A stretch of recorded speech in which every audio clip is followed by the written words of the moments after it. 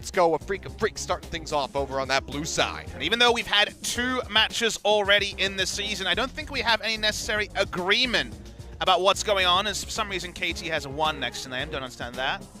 But we'll just continue on with the pick and ban for Game 1 here, guys. Match 3, Game 1 of the season.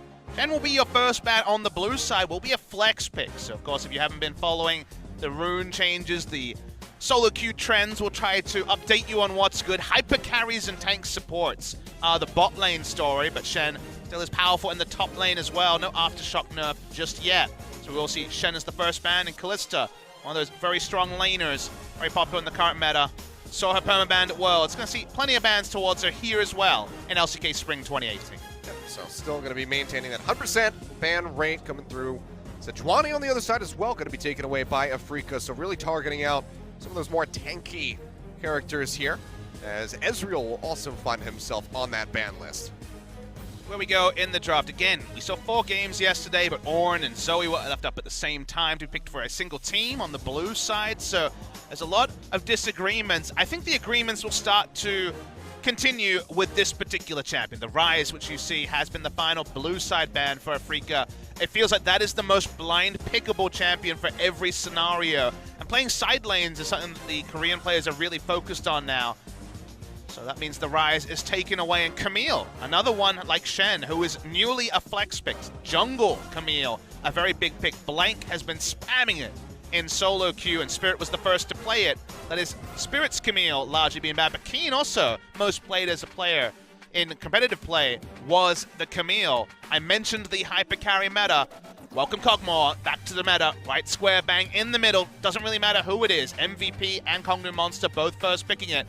There's a third first pick in a row we have for the Kog'Maw. Yep, just going to get snatched up there. Not much thought going into it. They just say, okay, we'll go for that one with the Ezreal and the Kalista off the board. GP also going to be available, and we see that one locked in. More than likely going to be from the top lane, but we have seen Pawn play this in the past if they want to flex it. Yeah, highly expected. We only saw it played in the mid lane as a specific counterpick to Galio, so unlikely that it's going to be in the mid, but like you say, outside chance of it.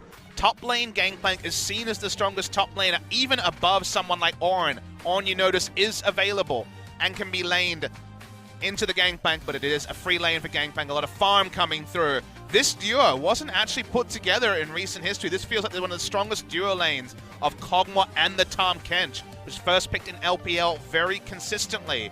So a lot of power for the Afreeca Freecs. You have a lot of options into Gangplank. Vladimir is seen as the hardest counter, but making a top lane Vladimir comp work is actually not a trivial thing. We saw Kingzone, admittedly with Rascal on the Vladimir, struggle to do so. The Nara is more of the conventional good laning matchup into the Gangplank, and that's the preferred one for Afreeca. So we'll just see that one taken away. First piece of the bot lane puzzle here for KT Rolster as that Braum comes through from Mata.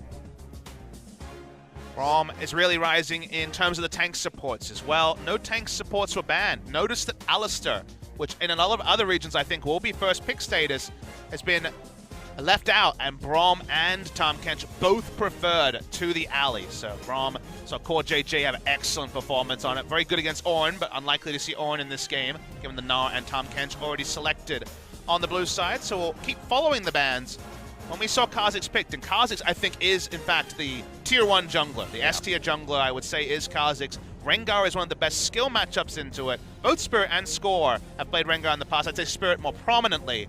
Spirit will have that Rengar band. There we go. Zoe is not seen as a first round champion. I'll try and explore and unpack that a little bit more as the game goes on. I've had a couple of kind of conversations. I don't fully agree with some of the pro player logics here, but it feels like Zoe is not first pick, first ban status in Korea. Still going to be heavily respected though, and that's why we see the ban come through. Yeah, we'll be taken off the board here. So not going to be seeing her at least for game number 1. And the Nidalee, despite not having the most success yesterday, will still be taken off the board. Just trying to get rid of those really aggressive junglers here. Take those away from Spirit. So the Camille, Rengar, and Nidalee now all off the table. A lot of high damage top lane and jungle combinations in the current meta because initiation tank support is what happens there. So Alistair largely going to have to shoulder that. So given that initiation is going to be moved away from top side, you see a lot more carries. And Varusban, cool new icon comes through. It's another deft favorite. Still going to be the Tristana left open. That's kind of the remaining hyper carry there, but Vayne. I asked you about this at the beginning of the broadcast. I said, do you think we're going to see the Vayne coming through? But looks like it might have been just a bit of a tease there by Deft. Now the long hover over the Caitlyn, but actually is going to flip over to the Tristana instead in the end. Yeah, Tristana is kind of the hyper carry that makes the most sense here. Has more of the late game scaling than the Caitlyn. Vayne in Korea, speaking to Korean AD carries, I don't think it's viable. We saw one game in the LPL from Abel, previously Zanki Susu, the player that Faker accused of scripting on Twitch way back when. It didn't work out there. Very weak laning phase, and laning phase strength is so important in this meta because of how fast turrets are pushed down. They're just going to go with the Tristana, waiting for Afreeca to round out their composition. When it comes to power picks, they have plenty on the side of Afreeca. We're seeing one of the strongest Kog'Maw focus draws so far, but Keen usually isn't the sort of player to play a secondary tank. So the top lane pick is going to be the Gnar, kind of a pseudo tank in that way, and we're just waiting for the jungle pick left to last here by Afreeca. All right, there we go. So Zach and Azir are going to round out that Afreeca roster. Kuro going to be trying his hand there in mid lane with the Sand Soldiers, but you were talking about it. The Veigar back in the meta. You were talking about how powerful it is at the moment, and we will see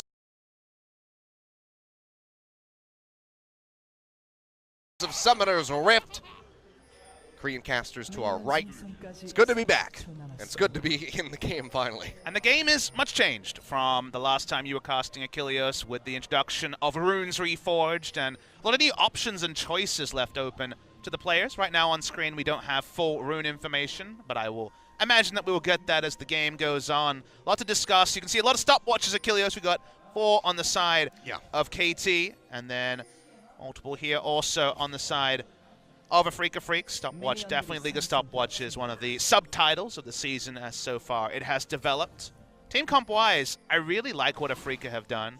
Might have noticed by my glee at there being a Kog'Maw and Tahm Kench, a pairing that will be separated a lot for the majority of the season, but also if you think about in terms of lanes, while Veigar can lane against Azir, he certainly won't have lane presence. That's going to be Azir pushing in aplenty. Gnar against Gangplank is a winning pushing lane for Gnar, and then you have a jungler that needs coverage, a jungler that needs help in the Zac, who's going to get a free laning, or free jungling phase, I should say, and not have to gank for lane, so they push well. They're 5v5 team fight. Both of them are strong. I have the slight advantage to Afreeca, but if they fall behind, then of course it goes away. There's a lot to like about Afreeca, but KT, they've got some good options for themselves as the game goes on, and yep, there's some runes. Got them on our screen here. Got them popped in. 5 inspiration tree choices by KT. Inspiration has been so far dominant in terms of rune choice. Back at All-Star, it was sorcery back in the everyone's poking days, but now it is all about the inspiration. As I'm looking on the side of Afreeca Freecs, and we have 4 out of 5. So we have 9 out of 10 players are actually in the inspiration tree as a primary or secondary. Seems pretty good, you'd have to say. So definitely going to be the big one to look for here. So go ahead and take a look at the match history. Not great reading definitely for the side of Afreeca. They win one game, as they often do, but from there they were taken down by KT. That was some of them. That was Afreeca winning the first game. Sometimes it was Afreeca winning the second game, but never actually to win a set. Always the game 3, though. That was the big thing for Afreeca. 2-0 almost never came through. And their game 1s also were the fearsome thing, where they had 3 perfect games in game 1s of a series. They were certainly our best game 1 team in all of the LCK. One small thing kind of fall apart from there. Small thing we should mention was the fake leash at level 1 by Kramer and Tucson. They were spotted auto-attacking onto the red buff, but we knew that Zac was on a blue side start. Not common because Zac doesn't need the blue buff for clear, but trying to shield the Zac. If you can get Zac through the early levels, you know, previous to level 4, he has to use his gap closer to clear, so he's very easy to invade because his E is almost always on cooldown if you catch him clearing a camp. Any sort of safety you can provide for your Zac is a very incentivized thing for the side of Afreeca Freecs.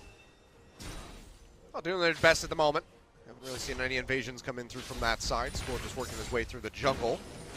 Guess we can talk. Gets his first items to get picked up here, but Spirit now roaming over will get a ward into the brush. So let's talk about runes and the effect the game has had. I mentioned already hyper carry tank support. Bot lane meta. Well, guess what? Everyone's got a relic shield. Before it was the AD carries and sometimes supports.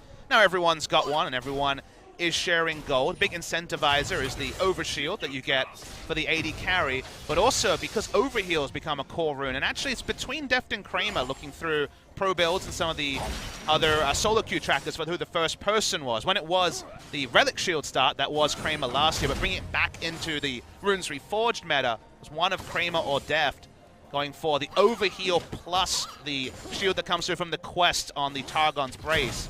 That means that you just have so much overhealing, and you think, okay, where did the Jhin meta go? Where did the Poke meta go? The Misfortune support?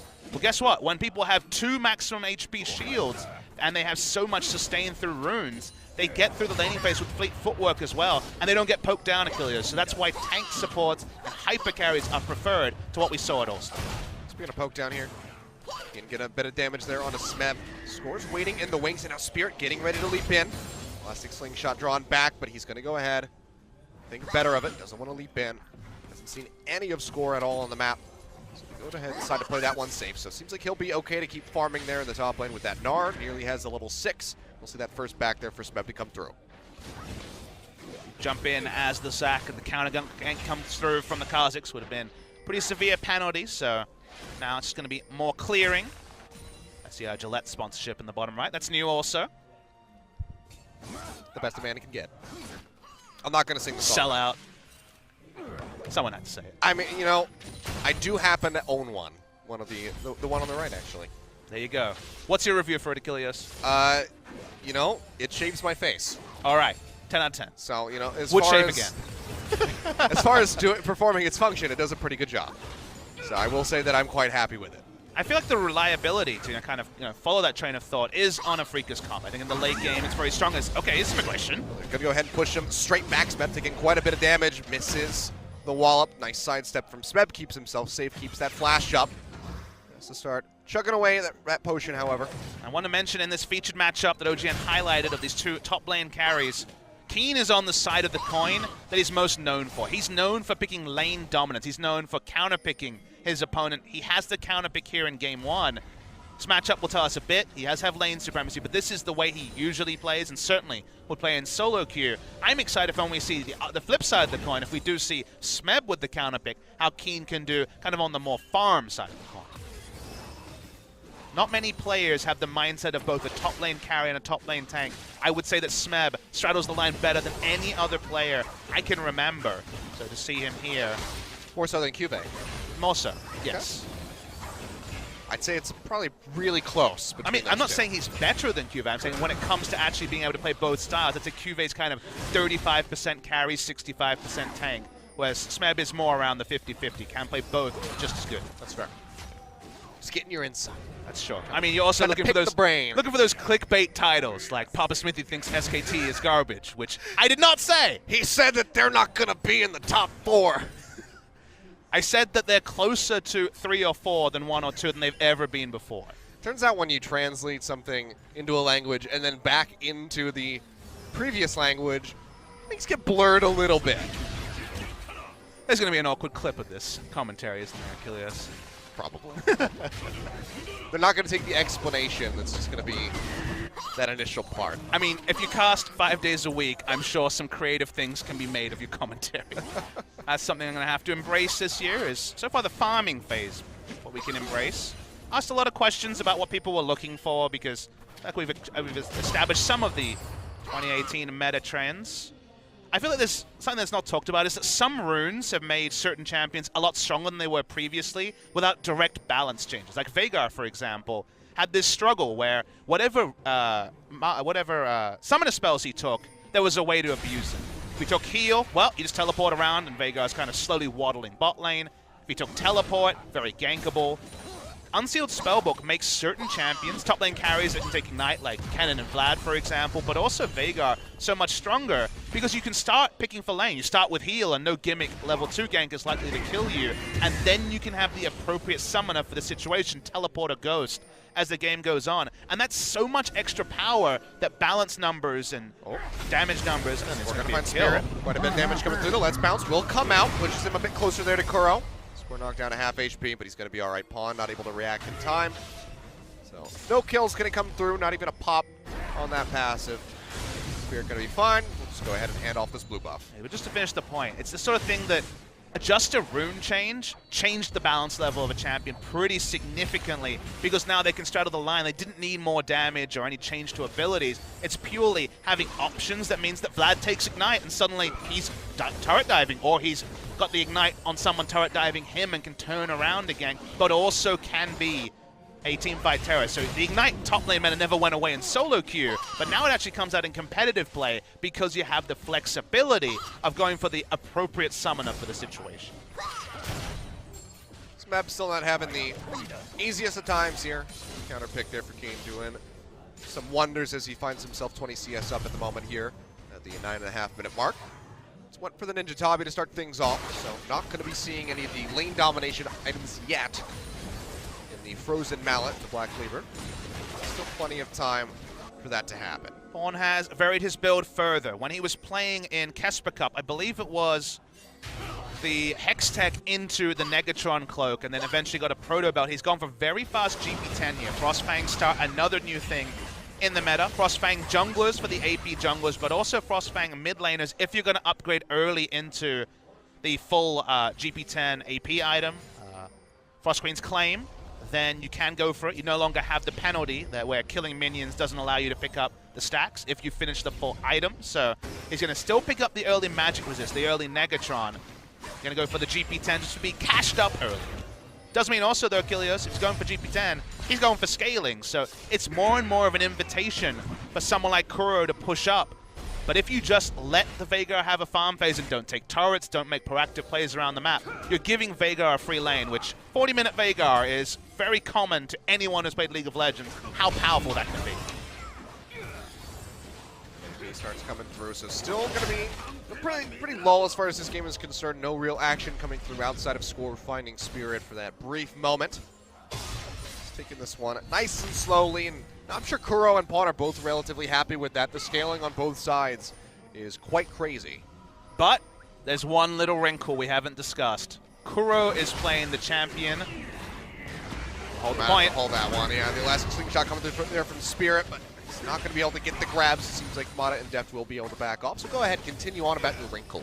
Kuro is playing Azir, the champion he is most famous on failing on multiple times. Master Yi mid, dunking his Azir, so many different champions. That's true. That was the Master Yi, wasn't it? In his 1,000 kills video, they actually, OGN cheekily asked him about the fact that he could never actually master the Azir. So that's kind of a sub-story here, is that, you know, everyone has to play Azir. Azir is right at the top of the mid lane power ranking, but Kuro has had those significant problems in the past on his mastery of this particular champion. So I guess 2017 was the year of him becoming more aggressive and, you know, self-efficient. This is the year of him expanding his champion pool and mastering those ones that have previously been out of his grasp. OGN Legion, I'll say this. He did step up in a massive way in 2017, but to me, him solidifying his legacy in 2017 is less of a feat than if he can solidify his command of Azir. Doesn't matter how good your record is and if you win lane, as long as the Azir is solid, that's all we need. Kuro mastering Azir will literally be his career magnum opus. That's so sad.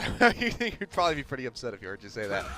But who knows? Maybe he can get both. Maybe he can have success with the Azir and success overall and take Afreeca to Worlds.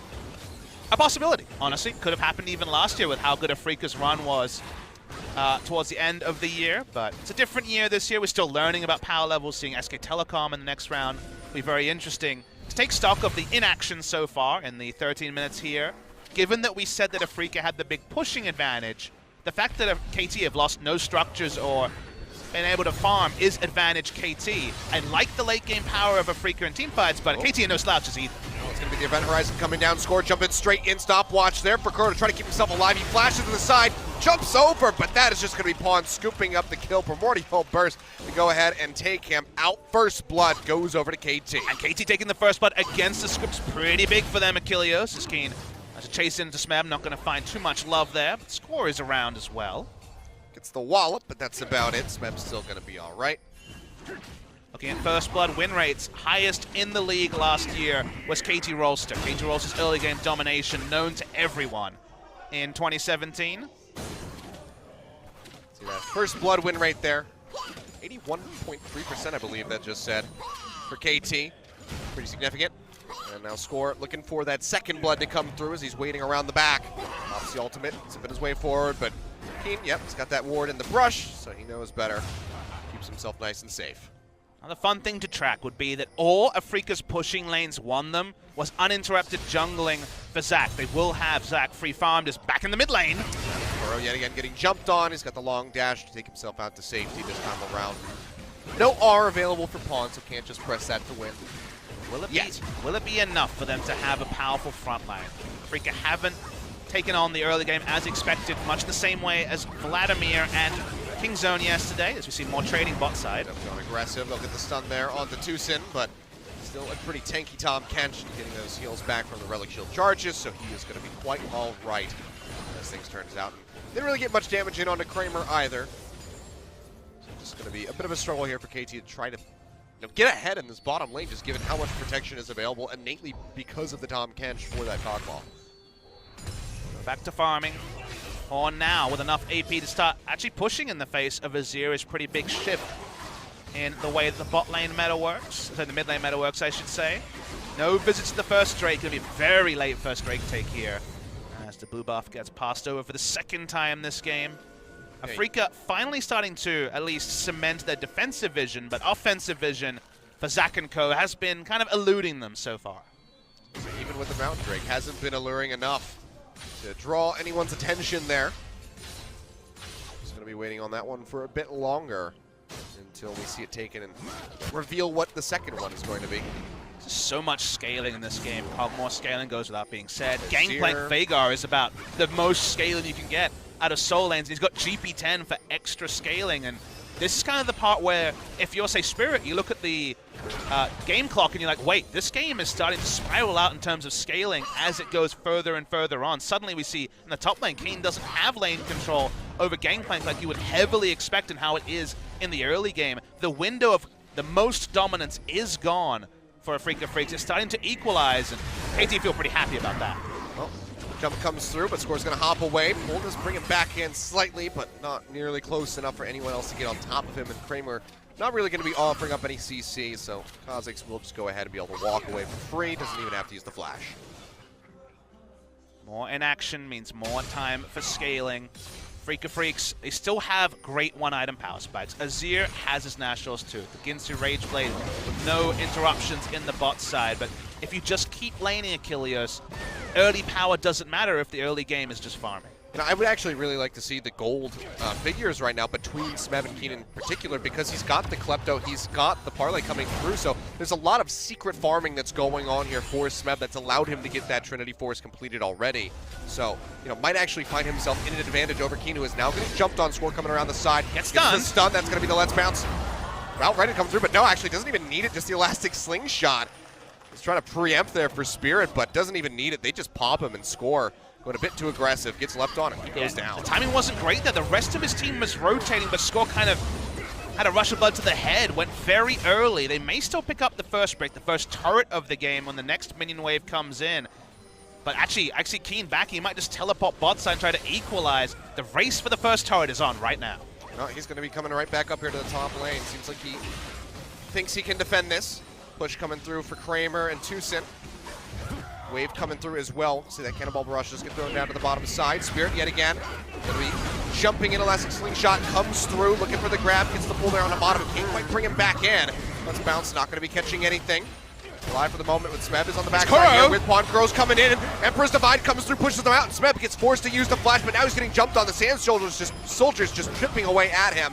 Has the stopwatch, but nowhere else left to go, and Kuro will find the kill. 2-1 here for Afreeca, and Kramer is just getting a bit of damage down onto that tier 2 turret. The game now suddenly blown wide open for the Afreeca Freecs as they take the lead. So much greed from KT Rolster. First Score going in just before his tank support and his AD carry came in. They could have just got the free turret, but they wanted more. They wanted the Gnar and then the turret. They get neither of those things.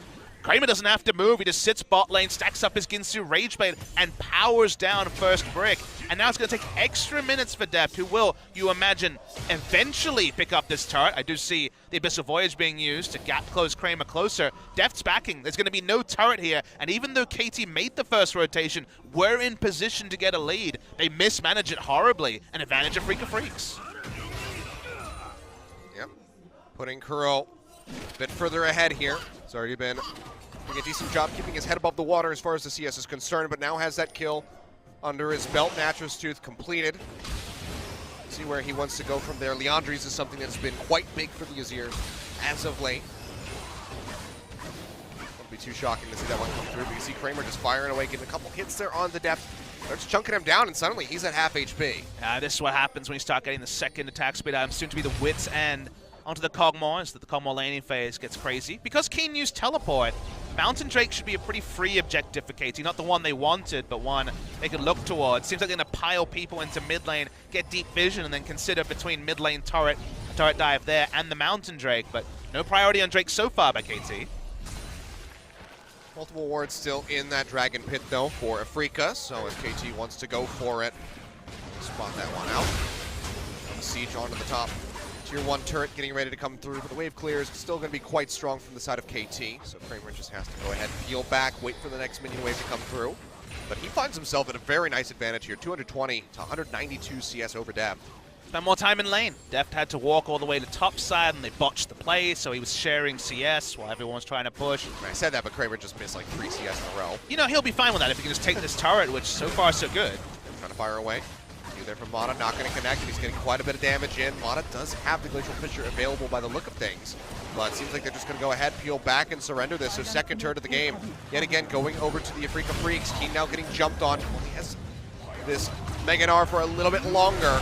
And Ball Barrage is going to come down. He's going to get the transformation. Has the red buff to help Kite, but he's just stuck in underneath this turret. He's going to get taken down. So KT finally able to put a second kill on the board for themselves as it goes over to Smeb. A good waiting game for them. You notice they held on to Cannon Barrage, didn't use it for top, waited for the mini Gnar to pop out, and then that's when they chose the dive. No threat of the Gnar into the turret. Getting the objective is the bigger point here, given that Afreeca already took a second turret in the top side.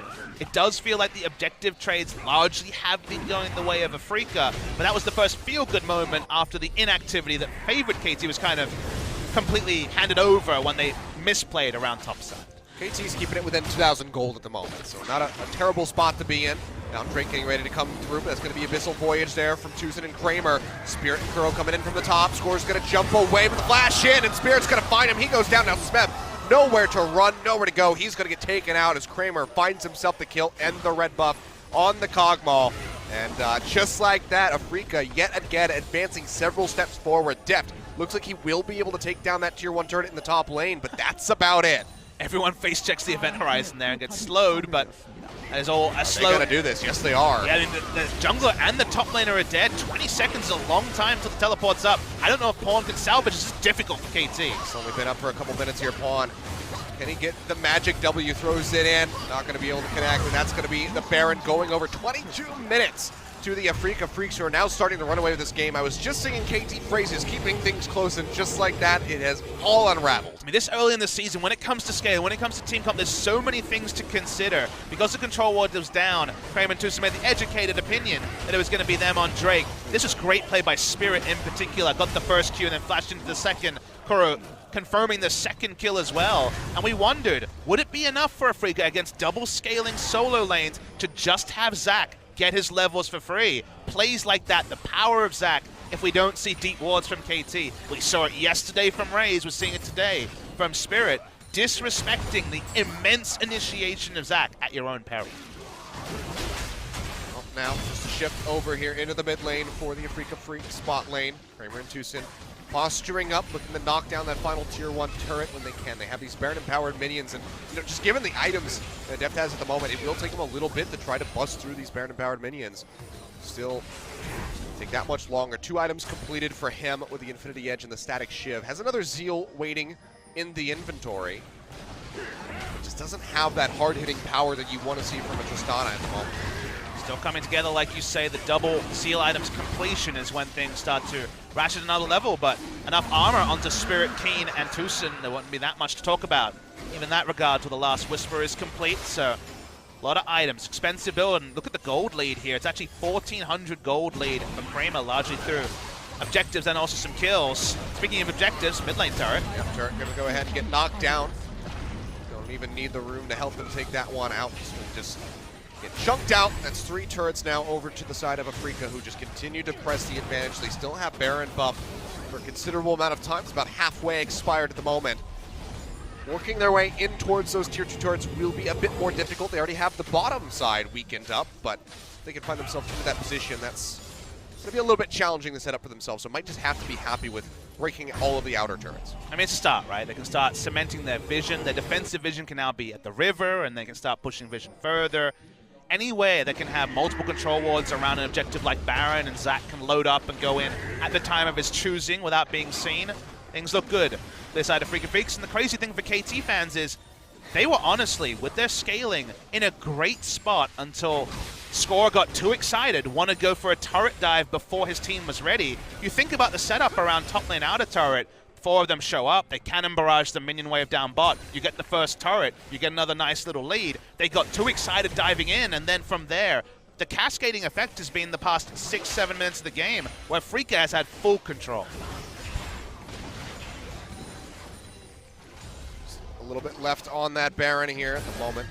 Afreeca doesn't seem like they're going to be able to get anything else done, but as I say that, the push is coming through into that mid lane. Kramer just trying to get in range of the turret. He can always poke a little bit because Tom Kent is just chilling next to him. For now, no turret damage done, but Kuro's having a fun time at top side. Yeah, has another wave coming through. Baron about 15 seconds left, thanks to that new Observer overlay we have. That's new, 2018 that one ready to go. So not too much longer, which means that we'll likely be seeing Kuro backing out of this top lane. You see the roam there from Mata just hovering in the jungle, seeing if he needs to go forward. Commit to trying to take out Kuro. For now, this gives a slight reprieve to Kramer, who moves forward. Gets a bit of damage down onto that turret, takes it to about 66% HP. Missile Voyage coming through, now looking for Smeb down to the bottom lane. Gonna go ahead, flash forward, Cannonball Barrage comes through. Smeb tries to keep himself alive. Seems like he'll be able to do just that, so Yomusko's Blade Flash enough to keep him safe. But I'll credit KT Rolster with this. They do have good defensive vision as much as they can, given they are getting pushed in 3 lanes. For now, it's not easy for Spirit to say, camp the red side jungle and find a big initiation. So even though, like we said in Pick Ban, there is big pushing advantage, pressure advantages if Afreeca can split the map. They can't do so 100% safely because the vision control from KT with Mata on the squad, never something you can undersell, has stopped Afreeca from getting those extra 2 auto attacks in every scenario, which often add up to turrets rolling earlier than expected. Well, for now, everything's going to slow down for a little bit. The Baron buff's gone. 4-2 at the moment here as the Freecs maintain their lead. 4.3 thousand gold up with that Mountain Drake as well. An Infernal going to be on the way in the coming minutes. That much more power that they can acquire for themselves unless KT get the vision out in that lower half of the river. 2 shields. Prevent them from taking this. And yeah, Kramer just firing away. And siege mode Cogmaw coming through, taking that turret even lower. Overheal on the Relic Shield means you can take those couple of turret hits. Tom Kench will devour you if necessary, pushing bot side, trying to recreate what they were doing earlier, but their vision has fallen away, so it's harder for Freecs to do what they were pulling up very easily 3 minutes ago. It's always a multi-step process to put down those wards, and they time out, and you kind of have to recall and revamp. So KT have been good at defensive vision, not something they really had to do much in 2017, given they were go hard or go home, really, as a approach to the game. They were about their own early game strength. Just focusing here, we're kind of waiting for the next breaking point. Infernal Drake could represent that, spawning in a minute 30, Baron around the same time. Even the fact that there's parity on the spawns can mean cross-map hijinks, but we have to wait and see. Certainly just stacking up there is Pawn 455 AP at the moment, I do believe. And I just saw there is Deft. It's threatened very slightly. About as low AP a build as well. Kilios going for just the Frost Queen's Claim, Void Staff, and Needless Large Rod to represent AP, such as the native with a passive. They tried this before, Smeb doesn't have Flash this time. Yeah, take 2. Barrage going to come down yet again. Boulder just barely clips him. Meantime, Spirit taking a little bit of damage. Smeb's just going to try to give them the run around here. And he's fast. That's for sure. Way up, yeah. Doesn't know which way to go. Through, and seems like he's going to be okay. Has the welcoming arms of Mata there, ready to scoop him up and keep him safe. Just pushing forward. Now the elastic sling shot over the wall comes through from Spirit, but he's going to miss the grab. He's a little bit of damage there from the explosive satchel. I'll just go ahead and peel back, and it seems like we're just going to have one big old stalemate in the river. The stalemate will only be fleeting, Achilles. 35 seconds to Infernal, 10 seconds to Baron. Sometimes the timers are so important because you see the Yakety Sax style escape from Smeb, and you have to go, wait, what does this mean for Vision? What does this mean for the two big objectives? And going to be focused on is still burst damage, even though it's a 0-2 Kha'Zix. Here's one of those objectives. They're setting up for the Baron here, KT, but seems like it's not going to be too serious. Now Recall getting ready to come through there from Smeb. So it's going to be going back to base. Does have the teleport available, so it's like they're just trying to throw down some vision. They have the Scuttle Crab for a little bit more of a, that semi-permanent vision. For now, Kramer is just more than happy to keep soaking up these minion waves here in the mid lane. Just trying to get closer and closer towards that tier 2 turret and finally knock it down. Some of the vision starting to dissipate for KT. Only one ward left in the Evolved Sightstone item for Mata, so he'll want to recall soon. But it doesn't look like anyone's going to be taking advantage of that just yet. We get back to that kind of question of scaling, which is so difficult to understand. I'd say compositioning I like Afreeca, but in terms of individual champions, can't look past Veigar, Gangplank, and to a lesser extent, Tristana. Kind of hard to equate Tristana and Cockmore. The extra escape maybe giving Tristana the advantage. Spirit's just trying to be there for wave clear and has to flash awkwardly. Flashes out of that event horizon. The Devourer was there from Tucson, but it's kind of a knee-jerk reaction. Throws that one down. Another event horizon comes through. Does stun him up. He's going to get popped. Can they finish him out, though? You can see Afreeca pushing forward. Kramer actually going very far forward, chunking out Smeb, almost takes him down. Does force back the members of KT and keeps them from taking out the Zac. The turret, however, more than likely still going to fall. As you can see them trying to get in range here. Just a couple shots from Death would finish it off, but actually the wave clear from Afreeca is quite strong. They get rid of those minions. Catch there from the horizon in onto Kramer. He'll get devoured, takes him out to safety. Oh, the power of this event horizon. Achilles forced to flash, forced to stopwatch, a teleport onto the Bloblet just to keep the Zac alive. They're going to lose the turret inevitably as well. That's what I'm saying. Just let the turret go at this rate. You guys are almost getting popped by this Veigar. So just let that one fall. 3-3 as far as the turrets are concerned. Still a lead for Afreeca. But yeah, defending something with so little HP, not going to be worth the consistent picks that were just about coming through there from Hawk. Afreeca know there's been at least a recall from Braum. They suspect Veigar as well. They're going for the rush on Baron. Certainly there's not going to be 5 members of KT here. Smeb and Score at the moment, the ones coming through. Keen nearly has that Megador ready to go. Chunks out Score already, taking him down to half HP. As the transformation come through, but crucially Afreeca are going to be backing off. Remember, moments like this is when we have to remind you that Marin is not on this team. He was clearly their shot caller back in 2017. They talked about it in interviews a lot. These close calls where you see 2 recalls and like, do we have the Baron damage? Should we rush it down? Can we win the game if we don't take Baron at 30 minutes? These are the sort of things where the veteran calls can really be big. So we have to watch with a microscope some of those high-pressure calls because someone new is in the calling booth for the side of Afreeca. Everyone just going to go ahead, peel back away from the Baron. This cheeky little play that Afreeca wanted to attempt, but for now will abandon that. Feral Drake has been sitting on the Rift for a long time as well. And we haven't really seen anyone take 2 glances at it. A little bit of vision down on that side of the river there for KT. But we're going full Kramer over here, Achilles. Oh boy, Righteous Glory on the Kog'Maw. What will he think of next?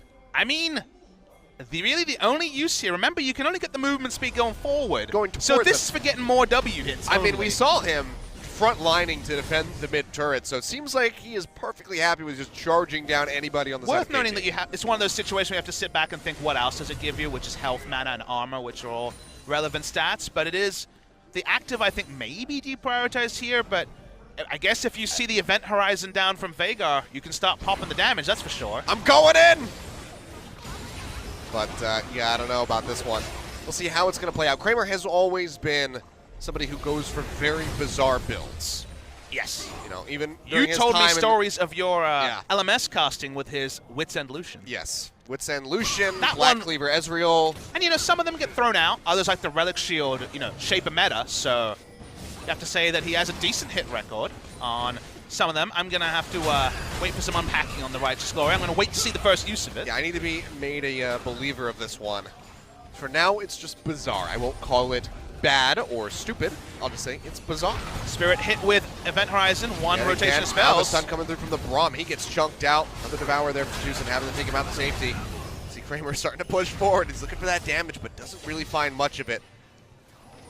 Tucson has to take Cleanse with his Unsealed Spellbook just to get out of Event Horizon. It's kind of a sub for the QSS that was pretty common. Oh, See, Infernal down to around 2,000, releases for second. Spirit ready to leap in. Can he get this one? No, it's not going to happen. Score does get the takeaway. Turtle Drake over to KT, finally able to find a dragon for themselves here at the 34-minute mark. And that's going to be it. There's going to be 2 dragons and then Elder. So not many stacks to benefit either side. KT know a Cleanse is down from Tucson. They know they can fish with the Event Horizon. Spirit can be one-shot here. Yeah, he's going to go ahead and stun up. Braum He's stun dead. coming through, and he is just going to vanish Pawn yet again. Hits are fine success. And that's why I had to say it. Even as full tank, full HP Zac, you can be one-shot 35 minutes into the game with this Veigar build. So cleanly taken out. His Bloblets were popped earlier. KT gonna start looking at the Baron. There is a ward there, importantly for Afreeca. They will not fully fall for this. They are able to be more defensive than if that vision was not present. So coming through there on Akeen. Deft, he is getting obliterated. Kuro looking for the finish. Can't quite find it, and Keen's blocked off by that Event Horizon. So seems like the Tristana will be safe for now, but with him being taken so low, KT can't even try to make the play for this Baron anymore, even with Spirit dead.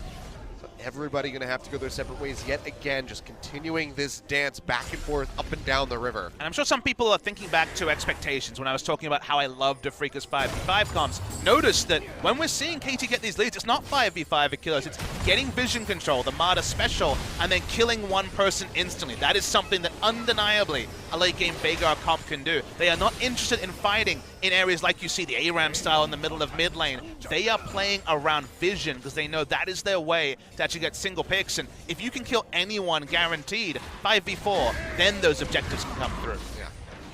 The one that they want, the one that they would love to pop would be Kramer. I mean, even Spirit, right? No Smite is still going to be relevant. Oh, sure. But because it's such a high damage mid and 80 carry, you can't 5v4 against the Baron damage and Azir and Cogmore. So, I mean, 2 would be lovely, but that's not as much what Veigar trades in. He's more It's a about bit singles. wanting, yeah. Let's just go for one. This game has been, you know, super delayed. We're about 1 hour delayed to get it started. It's been a very interesting one, very slow start, but now there's so much talk about new runes, new styles, new team comps that on the surface have scaling advantages, but then you start to unpack, and there are ways they can be played. KT from behind, I guess that's a small thing that should be mentioned. KT from behind, looking impressive. KT from behind in 2017, apart from Kesper Cup, in the regular seasons, were kind of woeful from behind, so this is a new dimension to them. They know they're in vision, but they do some damn Baron damage. And they do. Striking Orb gonna come down. Tucson in over onto the back of the pit. Baron going low. Seems like KT might be the vision. Oh, but oh no! Spirit jumps in and he takes it out. The steal away coming through for Afreeca Freecs as they get their second Baron of the game score. Trying to eject himself from the fight. Jumps over the backside of the pit. He will stay alive. Nobody dies on either team, but Spirit from downtown goes straight in and takes it all away. To call it a drive-by would undersell. A flyby from the Zac steals away the Baron. All of KT's good work for looking for picks. They thought they had the time for the Baron. That's what Zac can do. We saw it yesterday by Kongdu Monster, and today, just the ability to get into the pit over and above gets them the Baron and resets the game. We're going to see the replay right here. They think, okay, we're fine. Hello, says Spirit, smites away. Unfortunately, Score's smite mechanics have never been his strong point. 1 HP, never forget. And all of a sudden, Afreeca Freecs just as strong in the game. 2 H, but yes. And that was with Smeb playing Gangplank. So seems like Smeb playing Gangplank and Score securing Barons just don't go well together, even if they're on the same squad. But what a sigh of relief for the Afreeca Freecs fans here in the audience and watching at home as they net themselves that second Baron. Now can look to go ahead and start pushing in towards these tier 2 turrets and maybe even into the base of KT Rolster as we're nearing on that 40-minute mark. Barrage coming down, Spirit waiting in the wings, keeping Kuro safe. That'll be one turret going down. Second one looking like it's going to follow here as Keen is just all alone on that bottom side of the map, and he's already done so much work onto this turret. Worth noting, no QSSs on the side of Afreeca. All they have is Cleanse from Tucson and Cleanse from Kuro. It is still a situation where because Tucson has Cleanse, you can kind of walk up and not die instantly to the Veigar. You do have one person who guaranteed will be able to get you out, but there's certainly burst damage from other members as well. As I saw a Righteous Glory, it wasn't that big. Damage just going through there on the depth, trying to keep himself alive, is dancing around. Goes back up to a little over half HP. Another catch coming through onto Spirit, but the follow-up from the rest of the squad isn't there, so they can't isolate that Zac, and even so, I do believe he has the passive up yet again. Kuro in the top side, so much turret damage to the Azir even after W drop damage was deleted. And playing with fire there. Almost got caught by that Event Horizon, and he would have gotten popped if it happened, but manages to get himself out just in time. Cleanses being up here is so important for Afreeca to get those extra turret shots and not have to risk dying. They need Veigar and Vision at all moments. The defensive vision that allowed KT to stay in the game. Last time we were in a similar scenario. Not as relevant here because it is in the base. Keen starts to push up. Azir pushing up the top side. One auto. It's just a full court press coming through from Afreeca Freecs, and there's not much that KT can do. Even the pick there coming through on the Spirit. You'll see the Primordial Burst thrown out, but it's not going to be enough to take him down. Pawn needs the backup from the rest of his team, but no one can push forward. No one can go onto Spirit because Kuro will just rip them apart. And the fact that the only target he could acquire was the Zac, who's going to be itemizing heavily into Magic Resist. Feels bad, man. Exactly. Earlier in the game, when you're offensively around the midpoint of the map, yeah, absolutely kill the Zac. In this scenario, he's just a distraction while the people doing the actual structure damage. Afreeca will take a deep breath. They'll back away. They'll try to load up again, and it may only be 7 kills, but the seesaw of this game has been cool to track. It really is. I mean, this has just been so tight-knit. That last Baron really, the big divider here that has kind of really set Afreeca up to look like they are going to be the squad finishing out this first game. But I'm still not going to put any money on either side because this has been teetering back and forth so much. I want to talk about Kramer for a moment. Sold the Righteous Glory. A lot of people are going to be happy. Won't be in the end game build. People are going to be like, wait, Righteous Glory? Sure, was that an item bug? He's gone for Bloodthirst, a lot more conventional. To me, Righteous Glory was kind of, he was thinking of Righteous Glory or Frozen Mallet for health, just to deal with some of the Veigar damage. I think the Frozen Mallet made a lot more sense, but it's a classic double lift build. Kramer does it a bit differently, as we've learned. Now seeing a tete-a-tete as the Elder Dragon has spawned. No one really has control around the area. A couple of stray wards, but no more. 7 kills in the entire game, but 5 will decide the match. Is that going to be something really worth the risk going for, since they only have 1 buff each? The problem is that splitting the map, even though Afreeca were doing it really well, if Summoner comes down, you can't make the sort of plays they were playing around, trying to play 3 maps, and full court press can be very quickly taken apart because if 2 people die, they got massive death time as you steamroll down lane and you get at least an inhibitor. So they're trying to fight around objectives, but this is going to be a team fight. Let's bounce thrown down there by Spirit, but he's not going to find anything. Instead, just jumps to the side. In the meantime, Smeb getting chunked out by Kuro. He's just firing away with his hand soldiers. He's going to go for it. Massive Emperor's Divine knocks him back. Mana goes down. Pawn caught. Has the Zonia's up, but he's going to get taken out. A double kill going over to Kramer to start off the fight. 3 members dead on the side of KT. Just Score and Smeb left alive. For how long they'll be able to keep saying that, I do not know. Keen trying to deal with the GP. Goes low, but the Devourer is there. Spirit leaping in from the sidelines. Tries to take him out, but Smeb does manage to get rid of the Gnar here at the end. But with Kramer showing up, just a matter of time. He'll get popped. Score trying to delay the wave. Does manage to clear it out. Afreeca seems like they won't be going for an inhibitor at the moment, but that Elder Dragon is there. Interesting, because after that massive initiation from Kuro, trying to make me eat my words about his Azir, Score can hold the minion wave. They kind of meander, killing one other member. And Elder Dragon with just a single stack is not really a big prize. It's not the sort of thing you covet for a team fight victory at 42 minutes into the game. So they get a single buff. They get a bit of map control, but this is not the game-ending fight it looked like when we saw that Emperor's Divide. Really weak consolation prize after nearly acing the enemy team, but yeah, beautiful engage coming through from Kuro. I mean, 3 people died. 2 right off the bat from the Cogmaw, and then Kuro able to get Pawn right at the end. 3 people died in an instant, and then they didn't even get an inhibitor turret, let alone an inhibitor. There was an exposed one in top with a 50-second death timer. I know some people will sit back and wonder if I keep talking about shot calling, but from what I understand, was told that the shot caller here is supposed to be Spirit, new to the role, as the primary shot caller on the team, did help out with shot calling on Samsung Blue.